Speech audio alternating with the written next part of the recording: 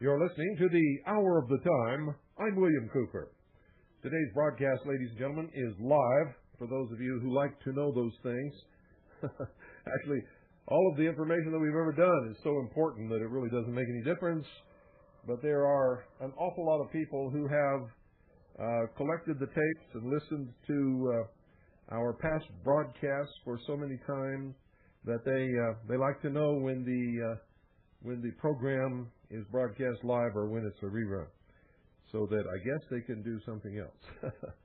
That's okay. Folks, Veritas is in the mail. Veritas issue number 15 is in the mail for all the subscribers who have been so patiently waiting. And believe me, we appreciate your patience and your support. And I know it's been a rough road to hoe. And believe me, it's been very difficult getting this paper out again. We went through issue number 14, and then our staff left.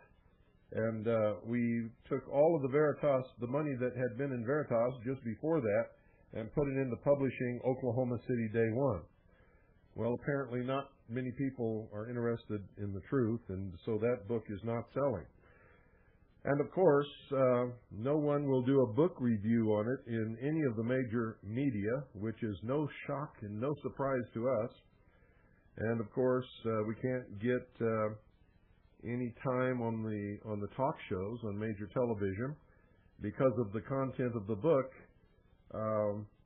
Just blows the whole lid off of the bombing of the Alfred P. Murrah Federal Building in Oklahoma City. So what we're going to do, since we can't sell the book, anybody who subscribes to Veritas for 12 issues for $55, which is the normal price, folks. 12 issues of Veritas costs $55. It's worth every penny of it. Anybody who subscribes to Veritas for 12 issues gets a free copy of the book, Oklahoma City Day One. 640 pages, chock full of documented and sourced information, irrefutable proof that although Timothy McVeigh and Terry Nichols may have been involved, and may have even been heavily involved with the bombing of the Alfred P. Murrah Federal Building in Oklahoma City, they were not the masterminds, they were not the only ones involved. And to tell you the truth, somebody within the United States government, probably the Central Intelligence Agency, blew up that building. There's no doubt about it whatsoever. And once you read this book and examine the proof for yourself and double-check it, and double-check the sources and the documentation, you'll know that that's true. So, if you subscribe to Veritas for 12 issues, you'll get a free copy of Oklahoma City Day One, 640 pages, the most astounding results of probably one of the most thorough and incredible investigations ever conducted by anyone. It was written by Michelle Marie Moore. There is a foreword by yours truly, William Cooper. The book weighs 2 pounds. It's thick, and you won't be able to sleep until you finished it, unless it just gets to you. I mean, it brings me to tears in several places. So, if you'd like to have 12 issues of Veritas, plus Oklahoma City Day One, now's your chance for $55. You can subscribe to Veritas and get your free copy of Oklahoma City Day One at the same time. Now, it's been so long since I looked, I got to look in here to tell you where to send your money. Make your check or money order payable to Veritas, V as in Victor, E-R-I-T-A-S. Well, don't do that. I just blew it. Don't do that. Make your check or money order payable to Harvest, H-A-R-V-E-S-T. That's H-A-R-V as in Victor, E-S-T. And send it to Veritas, care of P.O. Box 1450. That's P.O. Box 1450, Eager, spelled E-A-G-A-R, Arizona, 85925. That's 12 issues of Veritas, plus Oklahoma City Day One, 640 pages. It's a thick book, It will blow your mind. It is very readable.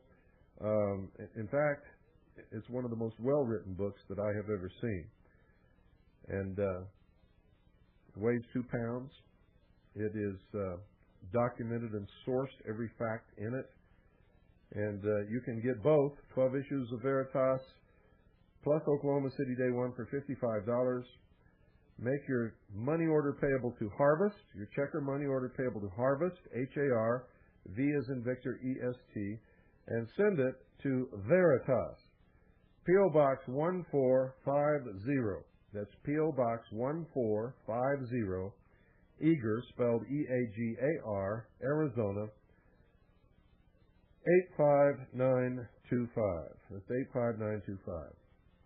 Well, this issue of the paper is staggering, ladies and gentlemen, as they all have been. Every issue of our national newspaper, and by the way, this goes out to President Clinton, Vice President Al Gore, goes to the head of every government agency in the federal government. It goes to every member of the House of Representatives and every member of the Senate in the Congress.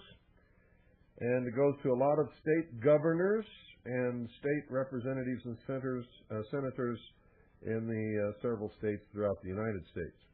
It is a national, full-size newspaper. The content is incredible.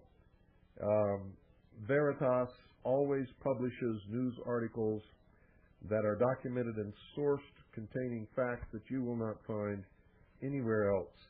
I don't care where you look.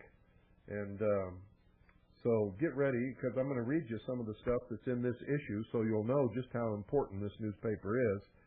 And then ask your local newspapers or the Arizona Repulsive or any of the other establishment communist news outlets that are scattered throughout the country that never, ever print the truth. Never. Never. Fill you full of pablum is actually what they do. So stand by. I'll be right back, and then I'm going to read you some of the stuff that's in this issue of Veritas, and you're going to want to have your copy, and not just this copy, but every copy that follows. Those people who started out with issue number 1 and have every issue since then probably have some collector's items that are worth one hell of a lot of money. Don't go away.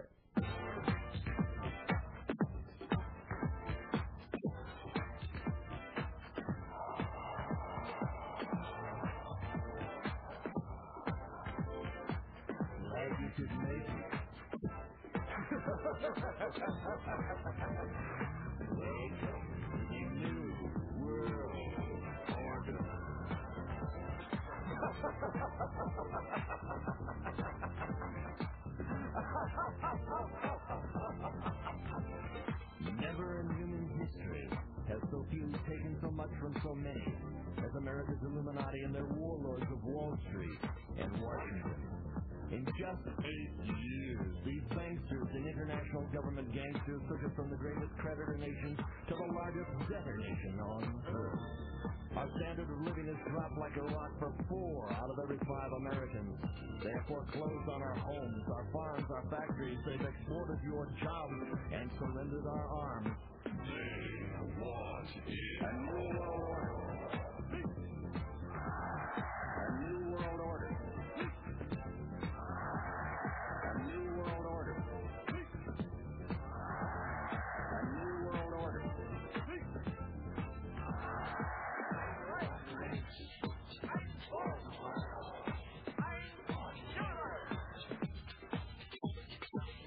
The Illuminati wants you to be a slave from birth to grave.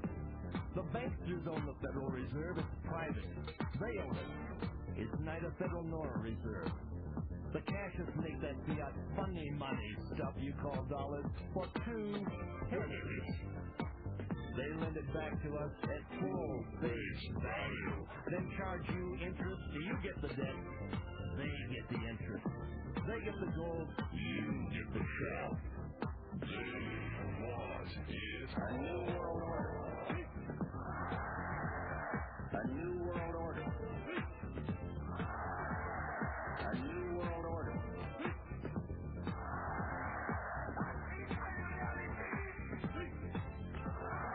It is a big idea.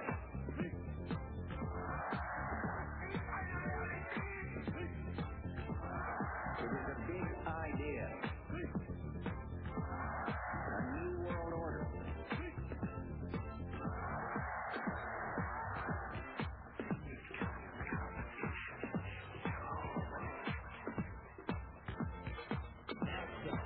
Is the chapter.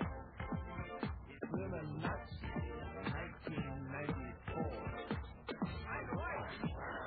I'm bold. I'm sure.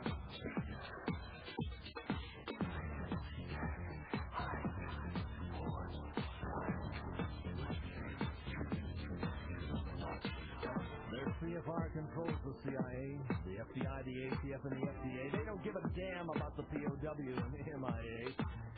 Hillary, Billary, Hitler, Marx, and Mao. They want a new world order. They want it all. And they want it now. This Illuminati imports the dope. They create the chaos. String us out. Crush our hope. They created AIDS with their designer disease to bring you down, to grovel on your knees. They want to vaccinate your child and give them the mark. They want to illuminate you and keep you in the dark. They want you to pay for it with plastic, surrender your soul. They want you under their thumb, under their control. That's my friend Anthony J. Hilder, ladies and gentlemen, from Radio Free World. A new world order. A new world order.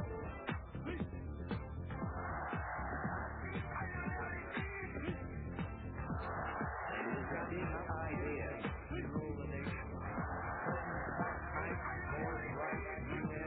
World war. It is a big idea. Indoctrination. Incarceration. A new world order. Rex 83. Illuminati. A new world order. The people on the side. A new world order. After is the chapter. A new world order. New world order. They're not content with all more and more and more and more. It is a big idea. A new world order. It is a big idea. A new world order.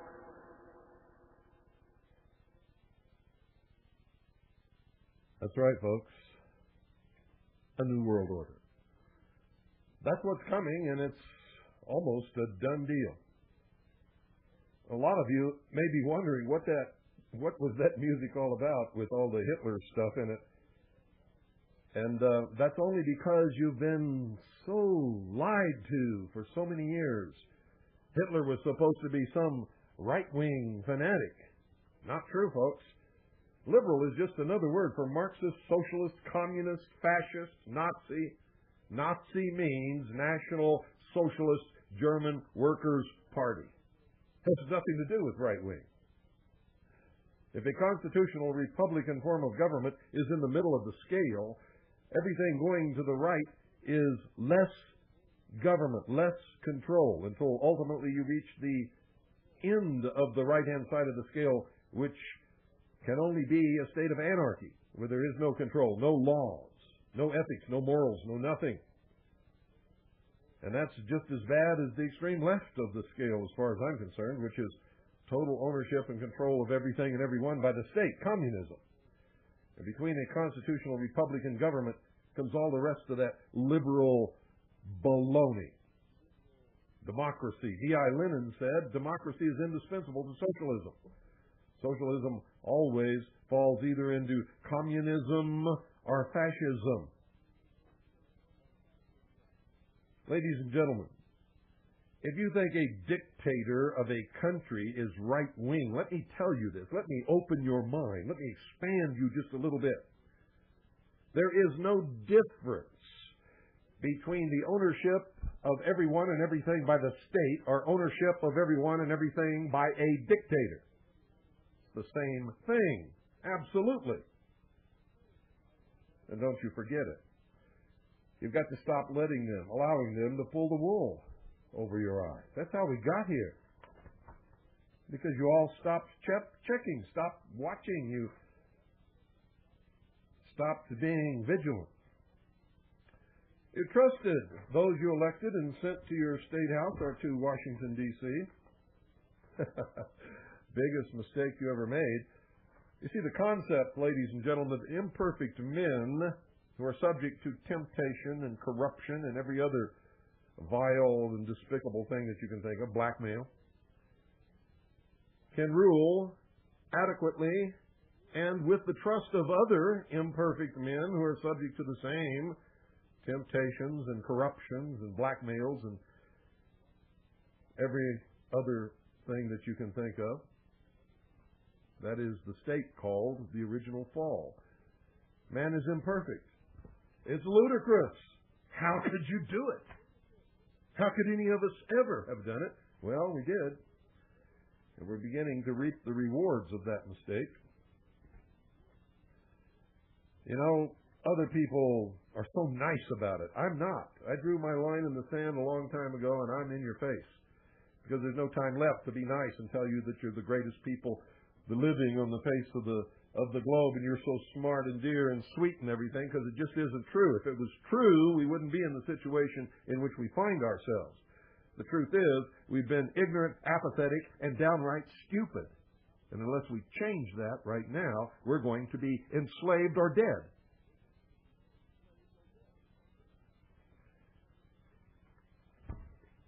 So you can get as mad as you want to when I tell you the truth. That's all you'll ever get from me is the truth, the naked truth. Nuda veritas.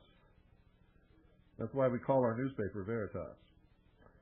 And folks, I'm going to read you some of our current issue of Veritas, but first I want to sort of get you out of your attitude that, oh, gee, I'm just one person. There's nothing that I can do. And I don't have any money, and I don't have this, and I don't have time, and I don't know how to do this research, and neither do I.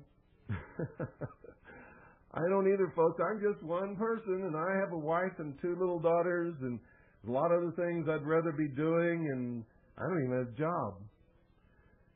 When the government found out what I was doing, that I was starting to tell the truth about what I had learned when I was with the Office of Naval Intelligence and on the intelligence briefing team of the Commander-in-Chief of the United States Pacific Fleet about what they were doing to this country and to the American citizens, they made it impossible for me to get a job. And for a while, we were in the ditch with nothing. Literally nothing. I didn't lay down and cry, I'm only one person, I can't find the time, and then no, the more they did to me, the angrier I became, and the more determined I was to continue to expose them. And so I wrote a book called Behold a Pale Horse. They told me nobody would ever publish it. Nobody will touch that book with a 10-foot pole, but somebody did. Well, nobody will review it, and nobody will advertise it, and it will never sell. Well, it was never reviewed, never advertised by anybody. It is the #1 underground best-selling book in the world since it was published in 1990, and to this day, it outsells every other underground book that's ever been published. By word of mouth. People sell it on the street corners in New York City, ladies and gentlemen. They told me I couldn't get on the radio. Well, I did get a few guest appearances on other radio broadcasts until they found out what I was saying, and then they were right. I couldn't get on radio. So I made my own radio broadcast. They told me, well, nobody will ever listen to it because how are you going to get on radio? Well, I didn't. I just put it up on satellite. I just bought some satellite time on an obscure little satellite radio network. And all of a sudden, letters started coming in from around the world. And then I found a shortwave station that could be heard all over the world, WWCR, and I purchased 1 hour after midnight, Sunday night, in the wee hours of Monday morning, because that's all I could afford, and airtime's real cheap then. And I said, well, nobody's up at that time of night, so, nobody's ever going to hear your broadcast. But we started getting thousands and then tens of thousands of letters. And then WWCR called and said, we don't care what you're saying. You're the most popular broadcast that's ever been on our radio station. We want to put you in prime time 5 nights a week. I said, how much does that cost? Boy, they quoted me a figure that made my toes curl up and scared the hell out of me, because there was no way in the world we could get that kind of money unless God wanted me to do it. And my rule is always to check and see if it's right. And if it's right, go ahead and do it. And somehow God will provide, and God did. And so we were on WWCR for 5.5 years. We know at least 10 million listeners in this country alone, and we don't know how many worldwide. And we suspect that we had a lot more, but there's no way to measure it because there's no Arbitron ratings or anything else like that for shortwave radio. We know that we had at least a couple of million listening on satellite radio. And we've been doing it ever since. And then we noticed that, there's a lot of people who don't listen to radio and don't read books, so we made videos. And they told us the same thing. You can't make videos. Nobody's going to sell them. Nobody's going to buy them. And that turned out to be false. They did. And then we decided to print a newspaper, a full-size national newspaper. And, I keep saying national. It's not national anymore. We probably have, I don't really know, but we have an awful lot of foreign subscribers to Veritas. A lot of them from all over the world. That's how important this newspaper is. But we decided we're going to do this anyway. We don't care if the distributors won't carry it. We'll do it by subscription, and we'll have our own. We'll develop our own distribution network. So now we have people who buy large quantities of Veritas, and they sell them in their own cities and neighborhoods and everything else. So the reason I'm telling you this, folks, believe me, this is the real reason. I'm not telling you this to make you think that I'm any smarter than you are, or any more capable or able than you are, or that I'm better than you are, or anything else, because none of that is true. I'm the same as you. I'm just an American who cares and got fed up, and I drew the line. I drew the line a long time ago. And I said, this is where I stop. I will not accept or bow down to any more tyranny, period. And anybody who steps over that line to come after me, I will protect myself and my family and the property for which we have been charged to protect with my life. By any means necessary whatsoever. I don't care what it is. Doesn't matter to me. You see, because I learned something.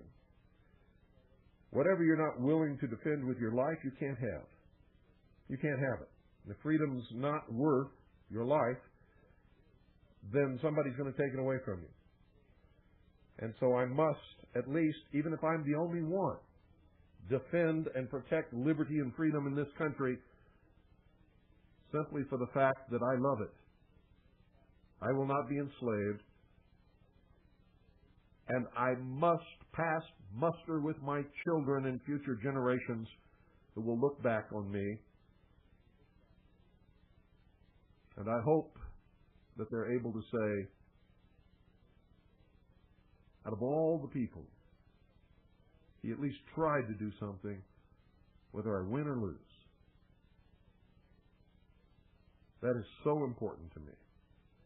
And the reason I've been telling you all of this is to let you know that if I can do it, you can do it also. All you have to do is trust in God and just do it. Gee, when I first came here, I looked around, I saw all kinds of papers. The Independent, I saw the Observer, and I saw all these things, just full of the same old crap. Here's newspapers supposed to be serving the community. And you look through them, and what's in them? Nothing. They're mostly advertisements, and the rest is nothing. Why would you even read it? Until one day I picked up the Round Valley paper, and there was Glenn Jacobs. a guy who lives on all places, poverty flats. And I went to see him to thank him just for printing that paper that had some substance in it and was addressing some real issues, and would print any letter that anybody sent instead of censoring the letters like all these other papers did. You send Glenn Jacobs a letter, and it's going to be in his newspaper. I don't care what it says. Even if it has expletives, he'll cross them out and still print the letter. Now, that's what you call a newspaper. Glenn doesn't have any money, just like me. He doesn't have any money. I don't have any money. We just trust in God and do it. And everybody should be doing things like this. Everybody should have a radio show. Then all of a sudden, I started listening to the radio where I live, and there was nothing there. You just heard the same tunes over and over again, day after day after day. On Saturday, you had like 3 hours of opera. Now, folks, I don't have anything against opera, but this is a rural area, and there may be some people here who appreciate opera. How many, though? 5? Opera is something that you get dressed up and you go to, and you appreciate it as a cultural event. It should not be on the radio every Saturday morning. And it was like this radio stations around here think that we're stupid. The stuff that they think that we should hear is meant for children, or people with no brains, or if they have brains with the inability to use them. And so I decided, well, I'm going to do some research based upon a lot of research that I had already done, and I did that. And I said, well, I'm going to have a radio station. Well, you can't do that.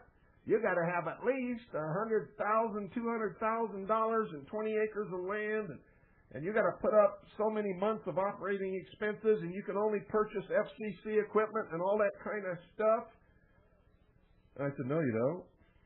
The FCC only has authority to regulate stations involved in interstate commerce broadcasting. Now, I'm just going to have a little bitty station, but I'm going to check with the state of Arizona, because the state of Arizona does have the authority to regulate broadcasting within the borders of the state of Arizona. I found out Arizona has no regulations, no agency that regulates intra, which means within the boundaries of the state, non-commercial broadcasting whatsoever. Knowing that, there's a constitutional issue here. Where is the common man going to have a voice if you've got to have literally $250,000 or more to purchase or to build and operate a radio station? You call that freedom of speech? I don't. I call it freedom for the rich. And to hell with the rest of us.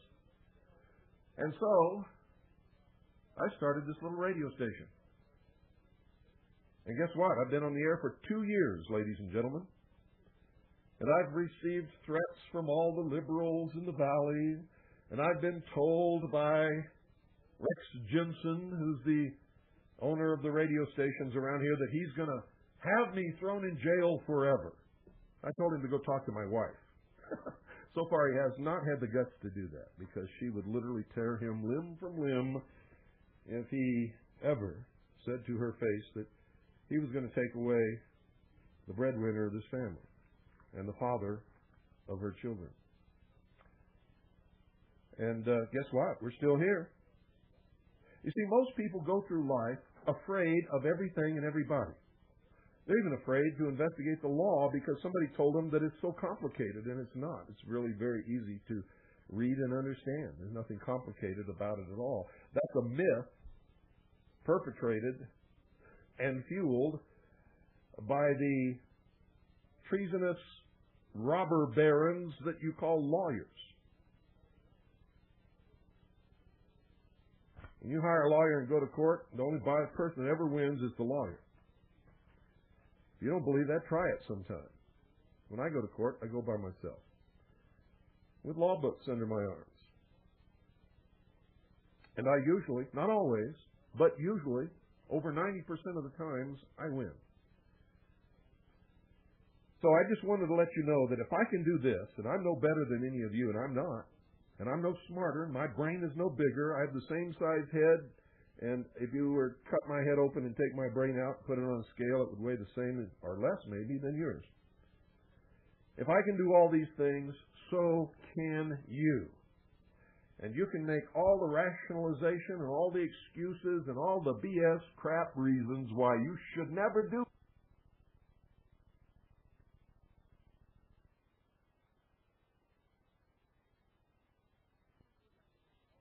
And you can make all the rationalization and all the excuses and all the BS crap reasons why you should never do anything that you want to. Just don't ever make the mistake of telling me that you're just, one helpless person with a family and you don't have time and because I'll get in your face. I'll get in your face and I'll make you eat those words. And I mean it. And folks, I'm not afraid of anybody. I'm not afraid of anything. I made my peace with death a long time ago in a place called Vietnam. And that's what makes me one of the most dangerous people in this whole world, is that I'm not afraid. They can't intimidate me into doing anything. I'm not scared. I've had it up to my eyebrows, and I drew the line a long time ago. President Clinton called me the most dangerous radio host in America in a White House memo, and Rush Limbaugh read it on the air shortly after the bombing of the Alfred P. Muir Federal Building in Oklahoma City, when they were attacking so-called, quote, right-wing radio hosts, end quote. And Rush was trying to push the blame off of himself. Well, he didn't have to do that. Smart people knows that none of the blame was ever on him. He just sits there calling Clinton names all day and picking on issues that really don't mean too much, while I'm here telling you the bare rock-bottom truth. And that's what's dangerous. Murder and cover-up. Veritas, issue number 15. They tortured and beat him to death, then tried to burn the evidence by cremation. Listen to this. Murder and cover-up. They tortured and beat him to death. And this is not the headline article, folks. Then tried to burn the evidence by cremation. That's cremation. This was written by former United States Congressman George Hansen.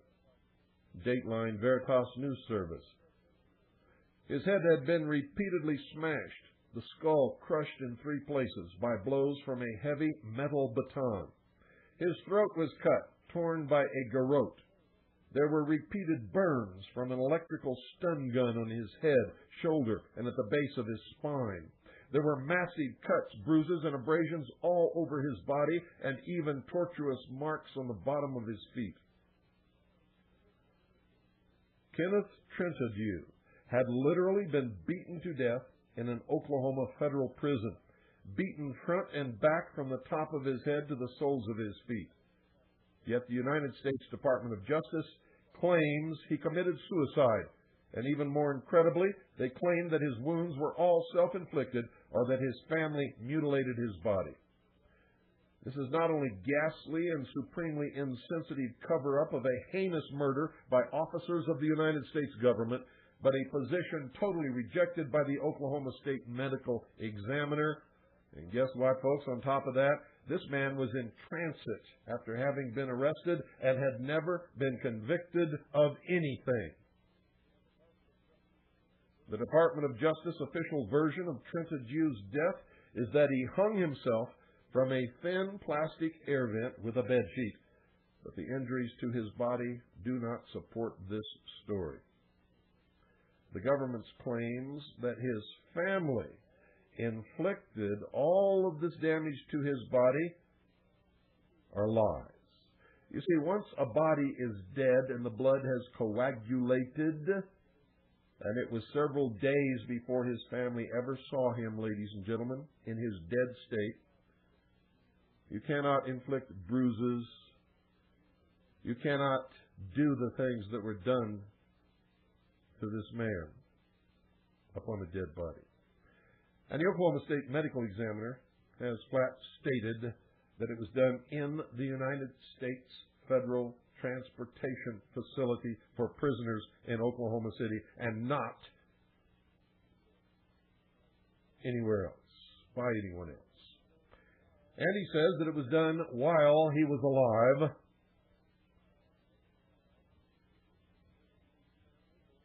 Trentadio's family believes without a doubt that he was tortured and killed by federal agents and that this brutal murder is being covered up by the Department of Justice, a stonewalling now over 2 years old.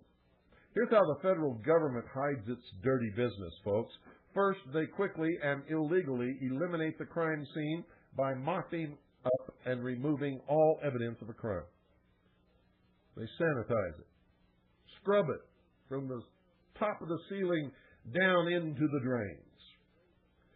Second, they brazenly prevent legitimate entry to the crime scene by the medical examiner and all other independent investigators. Third, they make sure no surveillance cameras were working at the time of the murder and that no other pictures were taken prior to the sanitizing of the crime scene. However, all of the film and videotape from the surveillance cameras are available from all the time before and all the time afterward. Fourth, they finally admit friendly federal agents, such as the FBI, after the crime scene had been sanitized, and they go through the motions of an investigation, such as tossing certain bloody clothing in the trunk of their car for delivery to the crime lab some weeks later, after, ladies and gentlemen, after, ladies and gentlemen, after it had been contaminated, and of course, when they finally got around to it. Fifth, they blame their hideous behavior on the victim or his family. Sixth, they cajole and intimidate the next of kin into approving cremation to burn the evidence of their evil handiwork, and that failing, they attempt to alter the name and circumstances of the victim to indigence to enable their action without family approval. Seventh, they quickly retire the warden and ship all knowledgeable employees to other facilities so they are lost and not available for either questioning or inquiries. Eighth, they fall back on the bureaucratic buddy system, calling in favors on previous cover-ups that certain involved employees have benefited from. In other words, they're all blackmailing each other. Ninth, they beguile the inquiries of certain senators and congressmen prodded by constituents by providing deceptive and distorted information and the occasional use of the big lie, relying heavily on their naivete and lack of follow-through. 10th, they stonewall all citizen and media inquiries with no response or a nothing response, a treatment they are also giving to the powerful chairman of the Senate Judiciary Committee, Orrin Hatch, in response to his demand for an explanation from Attorney General Janet Reno. The Justice Department, ladies and gentlemen, has given the Trentadue torture and killing the full arrogant cover-up treatment, all 10 barrels of it. It is this same federal law enforcement and judicial arrogance that has given us Waco and Ruby Ridge and continues to give us internal revenue seizure brutality from notices of liens, not real liens, with no due process of law. And in every instance, it is the IRS who are the criminals when they do these things, not their victims. Drug enforcement SWAT team killings and atrocities, not to mention the thousands of unexplained military deaths and the brutality and killings of the Immigration and Naturalization Service. You think Hitler's dead, ladies and gentlemen? He's alive and well and lives in Washington, D.C. You just haven't recognized him yet. He goes today by the name of Uncle Sam. Kenneth Michael Trentadue, 45 years of age, was a survivor, not one to commit suicide. In fact, he had everything to live for and no indications of thinking otherwise. He had successfully served a 7-year prison term for trouble he got into as a young man, and turned his life around over the next 8 years with steady work, marriage, and a brand new son just born at the time he was arrested for a technicality involved in his parole. He had been at the Federal Transfer Center at Oklahoma City for just 2 days, waiting for his parole hearing when he was killed. It was certain, ladies and gentlemen, that he was going to be found innocent. During those 2 days, he had a routine psychological examination which showed that he had no suicidal tendencies. He also did not have a history of attempted suicide or depression. More importantly, during that same 2-day period, Trentadue had extensive telephone conversations with his family, including his sister-in-law, brother, and mother. And in all of these conversations, Trentadue sounded normal to his family. Trentadue was not otherwise despondent or depressed, nor would he have reason to be depressed, since his stay at the transfer center would not likely exceed 2 weeks. Nevertheless, the Department of Justice claims that Trentadue took his own life during a 20-minute window between bed checks in the early morning hours of August 21st, 1995. The question the Justice Department continues to evade is how Trentadue could beat himself to a pulp, smash his own skull in 3 places, hit himself in the head repeatedly and in other spots with a stun gun. How did he get this stun gun? How could he cut and even tear out his own throat, stomp on his own face with a boot, bruise himself terribly under both arms, and still manage to hang himself in a brand new, state-of-the-art, hang-proof cell, all in a period of less than 20 minutes and without making any noise to alert anyone? How did he do this? Other questions also begging an answer are, where did the boot come from? Where did the stun gun come from, or the device to slash and rip his throat? And why was the bed undisturbed if he was hung with a sheet? And if the bed was undisturbed, where did he get the sheet? And finally, why was the blood which coated the floor and most of the room not found anywhere near the reported place of hanging? Trentadue was brutally tortured and murdered, and his family wants to know why and by whom. And I want to know why also. They deserve to know, and I, as a citizen of this country, deserve to know. You see, the next one this happens to could very well be me. Oh, and heaven forbid, it could be you. Especially today. Most of the family live in Southern California, and they've fought long and hard for nearly 2 years through their own senators and congressmen and those of other relatives in other states with little success against a stonewalling and lying Justice Department. Trentadue's brother Jesse Trentadue is a Salt Lake City trial lawyer and constituent of Senator Orrin Hatch, which helped get the powerful Senate Judiciary Committee involved. Jesse has also had a good response from the so-called major media and even Amnesty International, but the Justice Department stonewall continues. They have failed to reply to the inquiries of Senator Orrin Hatch and the Senate Judicial Committee. The U.S. Citizens Human Rights Commission has agreed to enter this case due to not merely requests, but in response to the overwhelming documentation and evidence which has been presented. We are planning an immediate grassroots citizens' voice to force the needed pressure and documented abuse before Congress to get the necessary hearings and investigations to smash this stonewall of the Justice Department and the national disgrace of killings and brutality it has been hiding, not just in the Oklahoma City Federal Transfer Center, but all over the nation. As National Chairman of the Citizens Human Rights Commission, I am pleased to announce that we are actively collecting well-documented cases of government murder and violence against citizens wherever it occurs, not just in the prison system. We are producing and distributing videotapes to all corners of the country, to Congress and other proper authorities, graphically exposing the murderous and brutal government hand with cases like my own and that of Kenneth Trentadue. We are actively encouraging all concerned people to educate and inspire their senators and congressmen to push for the earliest possible committee hearings, and we strongly encourage people everywhere to provide the needed support to quickly win this battle. It is a matter of life or death for thousands of Americans. Signed, Congressman George Hansen, United States Citizens Human Rights Commission, P.O. Box 70446-20, Salt Lake City, Utah, 84170-20.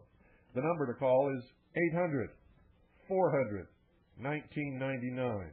That's 800-400-1999. You see what I mean, folks? Did you read that in the Arizona Repulsive? Will you ever read it in the Arizona Repulsive? Not on your life.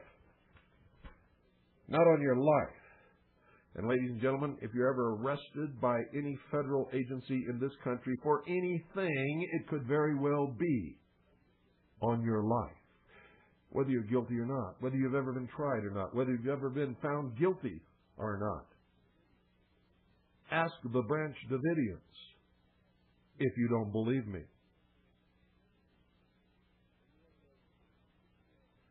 Are you one of those Americans, Christians,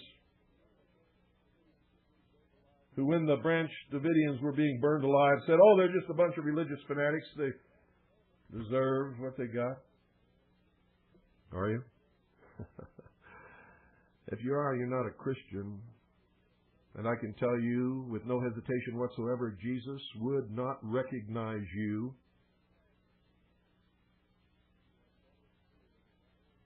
And you had better fear the wrath of God. And I'll tell you something else you better fear. You better fear all the people like me who are fed up with this crap.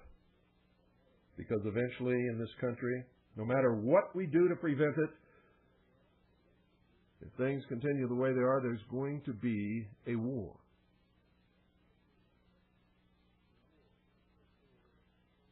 A war to restore constitutional Republican government.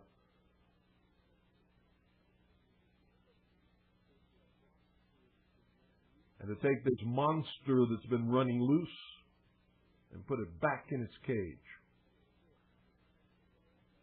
And make sure that it never gets out again. Mark my words, folks. Whether I'm alive or dead to see that day, I'm telling you right now it's going to happen. I spent years trying to prevent anything like that from happening. There was a time when I thought, all you have to do is let the people know what's going on and give them documented and sourced information that they can check for themselves, and they'll wake up and they'll stop this, and nobody ever has to get hurt. Boy, was I a stupid dummy for thinking that.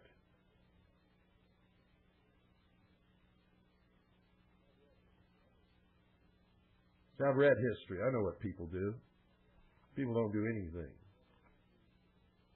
Most people never do anything, ever. And that's the truth. Whenever history makes a change, whenever great things happen, it's always a very few people who make them happen. I thank God every day that He's given me the opportunity to be one of those people. Veritas, issue number 15. Can the B-2 bomber change color? Veritas News Service. Intelligence sources report that a colorful private show featuring the B-2 stealth bomber took place in Paris recently. According to French intelligence rumors, a select group of French military figures were very impressed last week by a private demonstration inside a secured hangar at Le Bourget near Paris. In preparation for the coming Paris air show at Le Bourget, a United States B-2 stealth bomber arrived and was immediately put under wraps.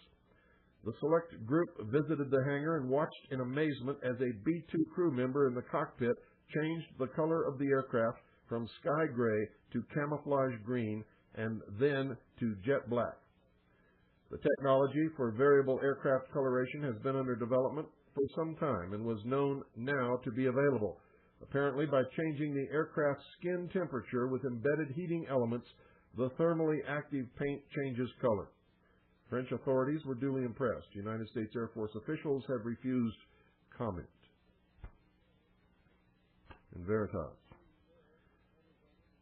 Those of you who live in Arizona, New Mexico, and California, and Texas, Arizona, New Mexico, California, and Texas, were you aware that you have lost 60 miles of your state north of the Mexican border and to that border all along your border with Mexico?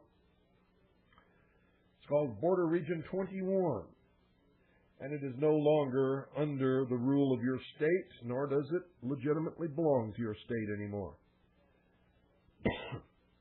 It is a part of the NAFTA 1993 North American Free Trade Agreement. It was buried in the agreement. It's known as the La Paz Agreement.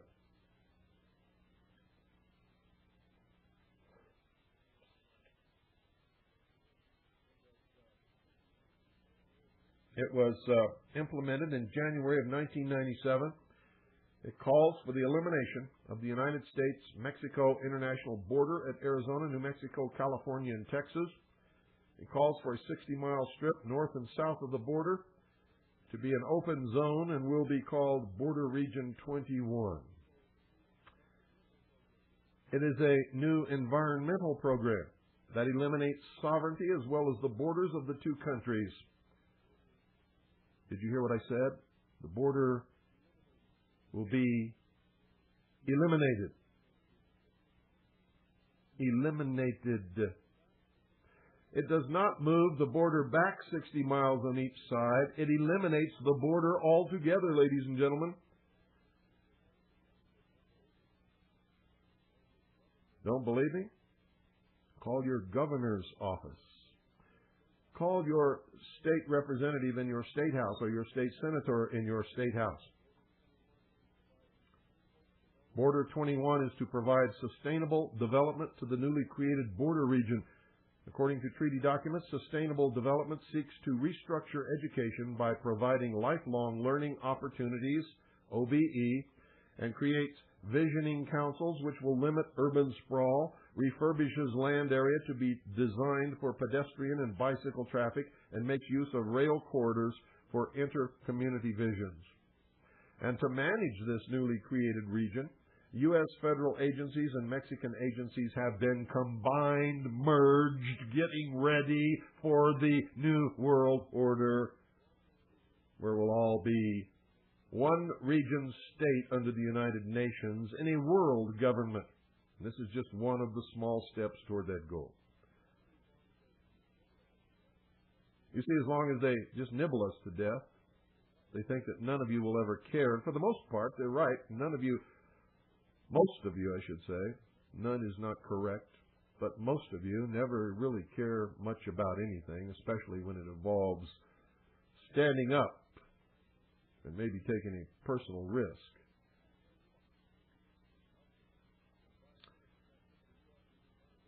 For environmental protection, the U.S. Environmental Protection Agency, Natural Resources, Sand Fisheries, and Mexico's Secretariat for Internment and Secretariat for Social Development. For natural resources, the U.S. Department of the Interior, U.S. Department of Agriculture and Natural Resources and Fisheries. For border water resources, U.S.-Mexican sections of the international boundary and water. And let me turn to page 4 here, because that's where it goes to. And water commissions for environmental health, U.S. Department of Health and Human Services, and Mexico's Secretariat of Foreign Relations and International Institutions such as BECC and NADBank.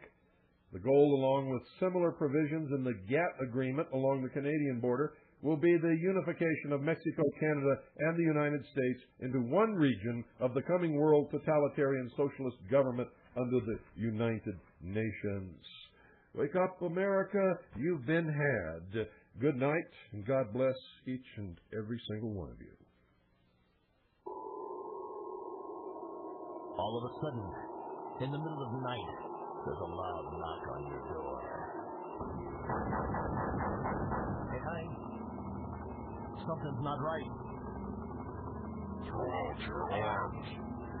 Let while pass through. We're here from the government. We're here to help you. And I'm from the IRS with a power to tax. If you've got a complaint, think of the facts. Get out of this house. Surrender your guns. Give me your tone. You better obey if you want it to hold. Never produce that and do with your tone.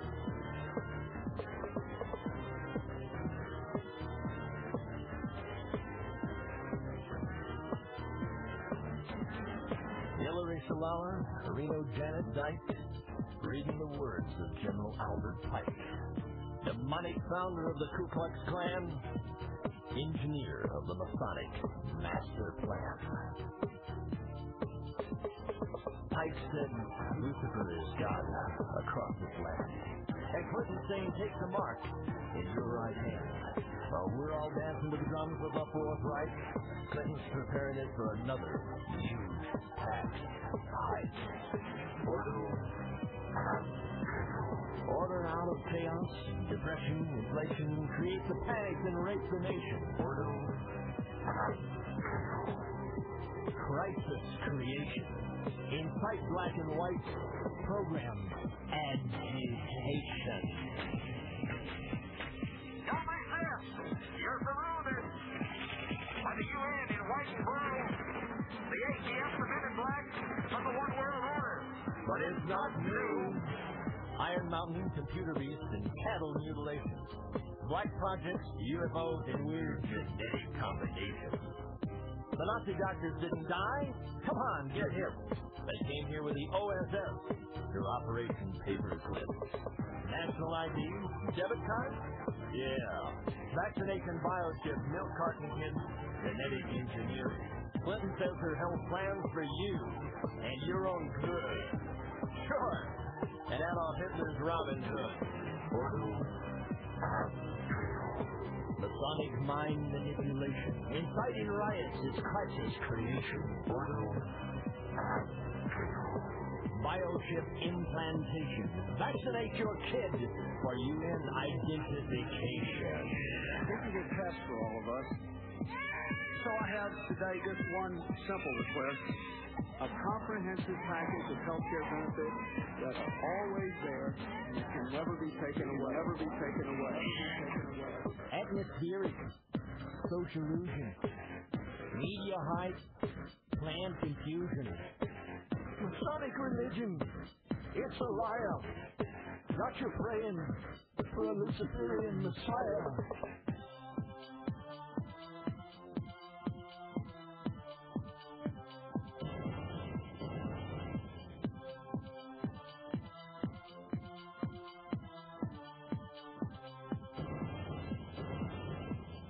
The Illuminati thinks that they're enlightened, that they're to be the gods of earth, born of incest from the sons of Satan and their sisters in satanic birth.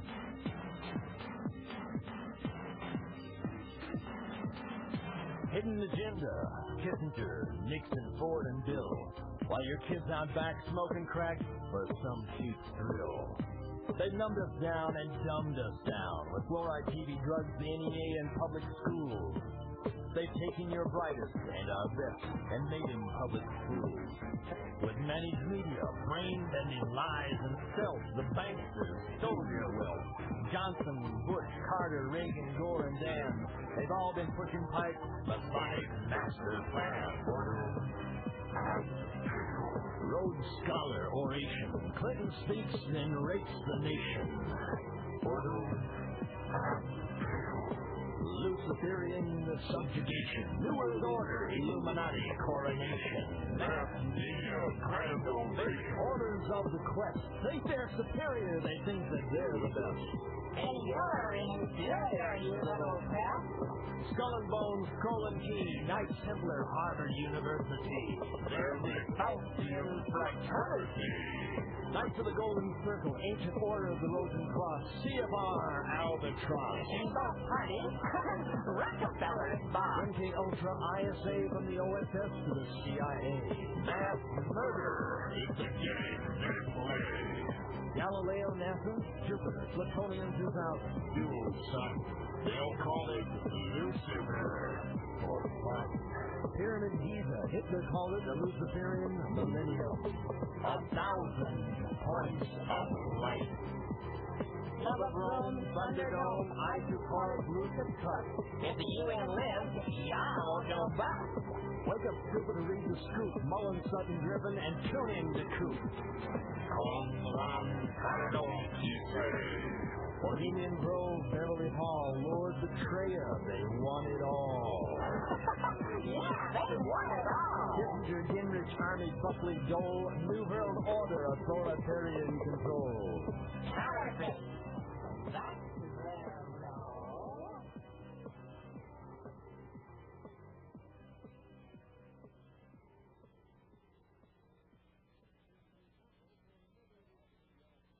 Tune in tomorrow for another edition of the Hour.